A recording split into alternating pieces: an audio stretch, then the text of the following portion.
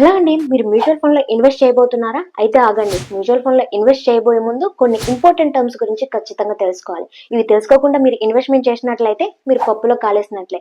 అవును, ఒక మంచి ఇన్వెస్ట్మెంట్ డెసిషన్ తీసుకోవాలంటే ఈ టర్మ్స్ గురించి ఖచ్చితంగా తెలుసుకోవాలి. అందులో ఫస్ట్ వచ్చేసి ఎన్ఏవి. ఇది ప్రతి ఇన్వెస్టర్ తెలుసుకోవాల్సినటువంటి బేసిక్ కాన్సెప్ట్.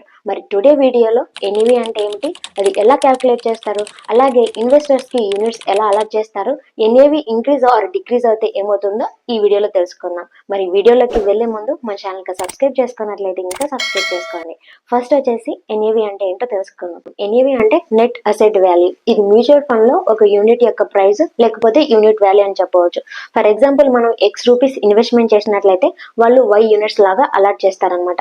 అదేంటి, మ్యూచువల్ ఫండ్ లో ఇన్వెస్ట్మెంట్ చేస్తే వాళ్ళు ఏ కంపెనీస్ లో ఇన్వెస్ట్మెంట్ చేశారో ఆ స్టాక్ ప్రైస్ ఇస్తే సరిపోతుంది కదా అనుకుంటున్నారా? మ్యూచువల్ ఫండ్ కంపెనీలో మనం ఒక్కరమే కాదు కదండి ఇన్వెస్ట్మెంట్ చేసేది, మనలాంటి చాలా మంది ఇన్వెస్టర్స్ ఇన్వెస్ట్మెంట్ చేస్తారు. సో వాళ్ళందరికీ స్టాక్ ప్రైస్, షేర్ ప్రైస్ ఇవ్వాలంటే కొంచెం డిఫికల్టీ కూడా ఉంటుంది. దట్టు మనం మ్యూచువల్ ఫండ్ లో ఇన్వెస్ట్మెంట్ చేసిన తర్వాత మన ఇన్వెస్ట్మెంట్ పర్ఫార్మెన్స్ ని అర్థం చేసుకోవడానికి డిఫికల్టీ అవుతుంది. సో దీనికి బదులుగా వాళ్ళు ఒక వాల్యూని క్యాల్కులేట్ చేసి ఆ వాల్యూని అనేది ఇస్తారు. ఎవరైతే మ్యూచువల్ ఫండ్ లో ఇన్వెస్ట్ చేస్తారో ఆ ఇన్వెస్టర్స్ కి ఇన్వెస్ట్మెంట్ పర్ఫార్మెన్స్ ఈజీగా అర్థం చేసుకోవడానికి ఈ ఎన్ఏవి వాల్యూ అనేది ఉపయోగపడుతుంది. సో అందుకే వాళ్ళు స్టాక్ ప్రైస్ కానీ షేర్ ప్రైస్ కానీ ఇవ్వకుండా ఇలా ఎన్ఏవి వాల్యూ అనేది ఇస్తారు. మరి ఈ ఎన్ఏవి వాల్యూ ఎలా క్యాల్కులేట్ చేస్తారో చూద్దాం. ఇక్కడ NAV equal to total assets minus liabilities divided by total number of units అనమాట.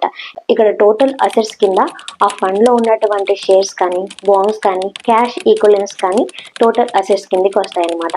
అలాగే మైనస్ లయబిలిటీస్. ఇక్కడ లయబిలిటీస్ అంటే కనుక ఫండ్ మేనేజ్మెంట్ ఫీ కానీ ఫండ్ ఆపరేటింగ్ ఎక్స్పెన్సెస్ అలాగే అదర్ బ్రోకరేజ్ ఛార్జెస్ అనేటివి లయబిలిటీస్ కిందకి వస్తాయి.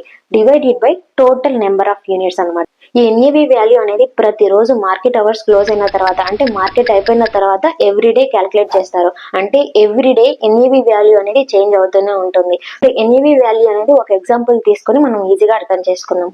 ఫర్ ఎగ్జాంపుల్, XYZ అనే మ్యూచువల్ ఫండ్ కంపెనీలో 5-10 crores అసెట్స్ ఉన్నాయనుకుంటే కనుక అందులో 10 crores వచ్చేసి లయబిలిటీస్ అనుకుందాం. అందులో యూనిట్స్ వచ్చేసి 5 crores అన్నట్లయితే కనుక ఎన్ఏవి వాల్యూ ఎంత వస్తుందో క్యాల్కులేట్ చేద్దాము. 5-10 crores assets minus 10 crores liabilities divided by number of units వచ్చేసి 5 crore యూనిట్స్. 500 డివైడ్ బై 5 మనకి ఎన్ఏవి వాల్యూ ఎంత వస్తుంది? ఇక్కడ 100 రూపీస్ వస్తుంది. అంటే ఇక్కడ ఒక యూనిట్ ప్రైస్ వచ్చేసి 100 రూపీస్.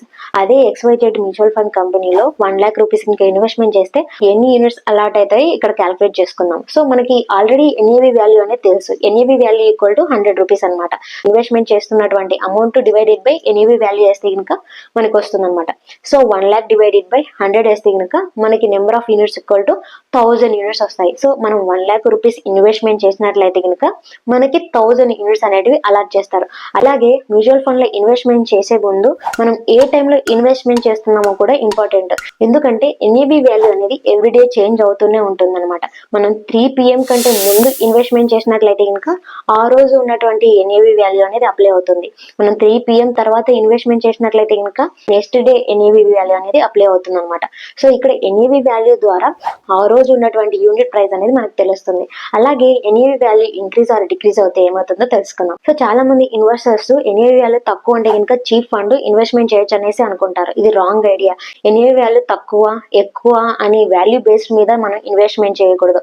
ఒక పర్టికులర్ మ్యూచువల్ ఫండ్ లో ఇన్వెస్ట్ చేయబోయే ముందు ఆ పర్టికులర్ ఫండ్ ప్రీవియస్ ఇయర్ లో ఎలా పర్ఫామ్ చేసింది, అలాగే ఏ సెక్టార్స్ లో అది ఇన్వెస్ట్మెంట్ చేస్తుంది, అలాగే రిస్క్ ఎలా ఉంది, ఆ రిస్క్ ని ఎలా టోలరేట్ చేస్తుంది, రిటర్న్స్ ఎలా వస్తున్నాయో ఇవన్నీ చెక్ చేసుకొని మనం ఇన్వెస్ట్మెంట్ చేయాలి. లేదు మనం ఇన్వెస్ట్మెంట్ చేసిన తర్వాత మన ఫండ్ ఎలా పర్ఫామ్ చేస్తుందో అర్థం చేసుకోవడానికి మాత్రమే ఎన్ఏవి వాల్యూ అనేది ఉపయోగపడుతుంది. ఇక్కడ మనం ఒక ఫండ్ లో ఇన్వెస్ట్మెంట్ చేసిన తర్వాత ఎన్ఏవి వాల్యూ పెరిగిందంటే కనుక ఆ ఫండ్ మంచి పర్ఫార్మెన్స్ చేస్తుందని అర్థం చేసుకోవచ్చు. లేదు మనం ఇన్వెస్ట్మెంట్ చేసిన తర్వాత ఎన్ఏవి వాల్యూ పడిపోయిందంటే కనుక ఆ ఫండ్ తక్కువ పర్ఫార్మెన్స్ చేస్తుంది. లేకపోతే కనుక ఆ రోజు ఉన్నటువంటి మార్కెట్ కండిషన్స్ వలన కానీ మార్కెట్ ఎఫెక్ట్స్ వలన కానీ ఆ ఎన్ఏవి వాల్యూ తగ్గిందా అనేది కూడా చెక్ చేసుకోవాల్సి ఉంటుంది. సో ఇది అండి ఎన్ఏవి గురించి. ఈ వీడియో మీకు నచ్చినట్లయితే లైక్ చేయండి. అలానే మీ ఫ్రెండ్స్ యూజ్ అవుతుందంటే షేర్ చేయండి. Thanks for watching this video.